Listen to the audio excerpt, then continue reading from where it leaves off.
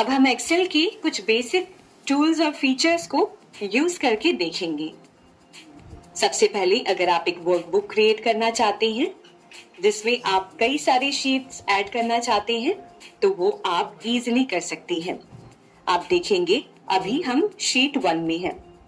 इस plus icon को click करके आप एक न्यू शीट अपने वर्कबुक में ऐड कर सकते हैं। शीट नंबर 2 ऐड हो गई है। इसी तरीके से हम शीट नंबर 3 भी ऐड कर देते हैं और ऐसे आप इन शीट्स के बीच में क्लिक करके नेविगेट कर सकते हैं। अब हम इन शीट्स को रीनेम करते हैं। रीनेम करने के लिए हम शीट के नाम पर राइट क्लिक करेंगे और इन सारे ऑप्शंस में से रीनेम पर क्लिक करेंगे। अब आप यहां से टाइप करते हुए अपने शीट को रीनेम कर सकते हैं। शीट नंबर 2 भी रीनेम कर देते हैं। ये देखिए हमने हमारे शीट्स को रीनेम कर दिया है। अब इसी तरीके से अगर हम किसी शीट को डिलीट करना चाहते हैं, शीट पे क्लिक करके राइट क्लिक और डिलीट पे क्लिक कर सकते हैं और ऐसे ही हमारे शीट्स हम इजीली डिलीट कर सकते हैं।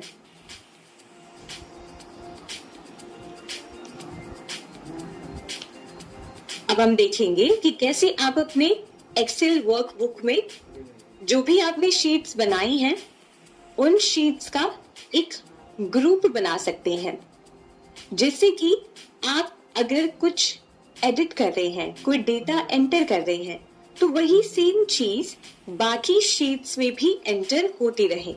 इस फीचर को आप तब यूज कर सकते हैं जब आप सेम डेटा सारी शीट्स में एंटर करना चाहते हैं और अपना समय बचाना चाहते हैं। तो इसके लिए हम सबसे पहले तीनों शीट्स का एक ग्रुप बना लेंगे। ग्रुप बनाने के लिए हम हमारे कीबोर्ड पर कंट्रोल बटन को दबाएंगे और सेकंड, थर्ड शीट को सिलेक्ट करेंगे। ये आप देखें तीनों शीट्स सिलेक्ट हो गए हैं। अब हम जो भी एडिटिंग करेंगे वो सभी शीट्स में होती हुई नजर आएगी। जैसे मैंने यहाँ पे कॉन्टैक्ट नंबर एंटर किया और यहाँ पर हम कॉन्टैक्ट नंबर एंटर कर रहे हैं।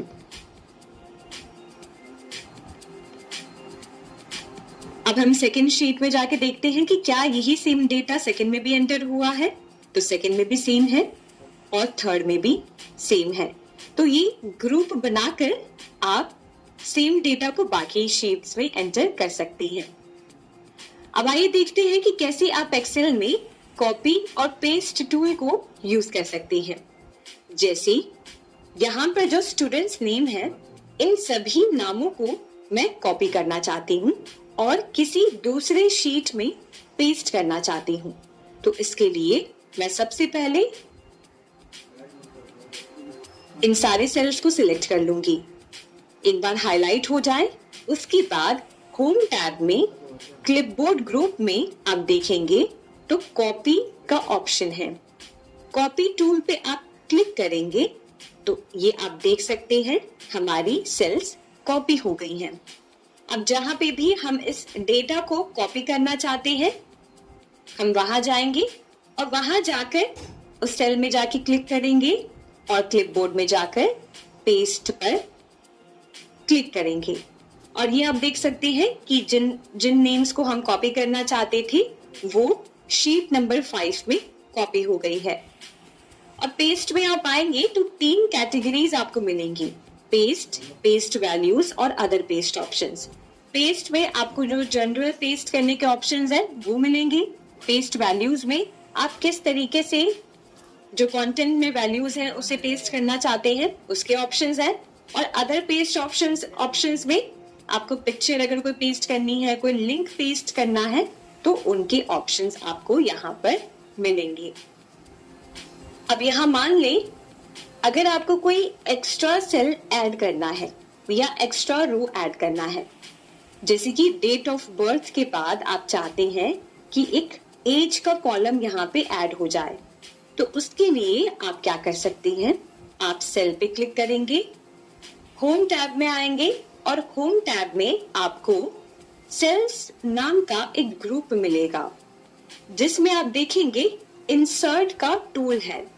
यहाँ से आप सेल्स को इंसर्ट कर सकते हैं। इंसर्ट पे हम क्लिक करेंगे तो यहाँ पे 4 ऑप्शंस हैं। अगर आप एक सेल को इंसर्ट करना चाहते हैं तो इंसर्ट सेल्स पे क्लिक करें। क्लिक करेंगे तो एक एक्स्ट्रा विंडो ओपन होगी जहां पे आपको सिलेक्ट करना है कि किस तरीके से आप सेल को इंसर्ट करना चाहते हैं। क्या आप सेल्स को राइट की तरफ शिफ्ट करके इंसर्ट करना चाहते हैं, डाउन की तरफ शिफ्ट करके करना चाहते हैं, एंटायर रो को शिफ्ट करना चाहते हैं या एंटायर कॉलम को शिफ्ट करना चाहते हैं। तो अगर हम शिफ्ट सेल्स राइट पे क्लिक करते हैं और ओके पे क्लिक करते हैं तो आप देख सकते हैं कि जो हमारे करंट सेल थे उसके राइट हैंड साइड जो भी सेल्स है वो राइट की तरफ शिफ्ट होकर यहाँ पर एक एक्स्ट्रा सेल इंसर्ट हो गया है। अब हम कंट्रोल Z दबाते हैं और वापस आते हैं इंसर्ट में, इंसर्ट सेल्स में और बाकी 3 ऑप्शंस को देखते हैं। अगर हम शिफ्ट सेल्स डाउन पे क्लिक करते हैं तो ऐसे आप देखेंगे कि हमारे करंट सेल के बाद जो भी सेल्स आ रहे हैं वो डाउन की तरफ शिफ्ट होकर एक नया सेल इंसर्ट हुआ है। और इसी तरीके से एंटायर रो में आप देखेंगे तो एंटायर रो शिफ्ट हो जाएगा। ये अलग अलग तरीके हैं जिससे आप एक्स्ट्रा सेल इंसर्ट कर सकते हैं। अब हम इंसर्ट का दूसरा तरीका देखते हैं जो है इंसर्ट शीट रोज, यानी कि अगर आप एक पूरा कंप्लीट रो इंसर्ट करना चाहते हैं उसके लिए आप इस ऑप्शन को क्लिक करेंगे। क्लिक करते हैं तो आप देखेंगे कि हमारे करंट सेल के ऊपर एक एक्स्ट्रा रो इंसर्ट हो गया है। इसी तरीके से इंसर्ट शीट कॉलम्स, तो इंसर्ट शीट कॉलम्स पे क्लिक करने से एक एक्स्ट्रा कॉलम इंसर्ट हो जाती है और इसके बाद इंसर्ट शीट पे क्लिक करने से एक एक्स्ट्रा शीट हमारी वर्कबुक में इंसर्ट हो जाती है। इस तरीके से रोज या कॉलम्स या सेल्स इंसर्ट करने के भी अलग अलग तरीके हैं। तो यहाँ पे मान लें कि हम एक एक्स्ट्रा कॉलम इंसर्ट करते हैं कॉन्टैक्ट नंबर का, तो उसके लिए हम इंसर्ट पे जाएंगे और इंसर्ट कॉलम पे क्लिक करेंगे और यहाँ पे टाइप करेंगे कॉन्टैक्ट नंबर।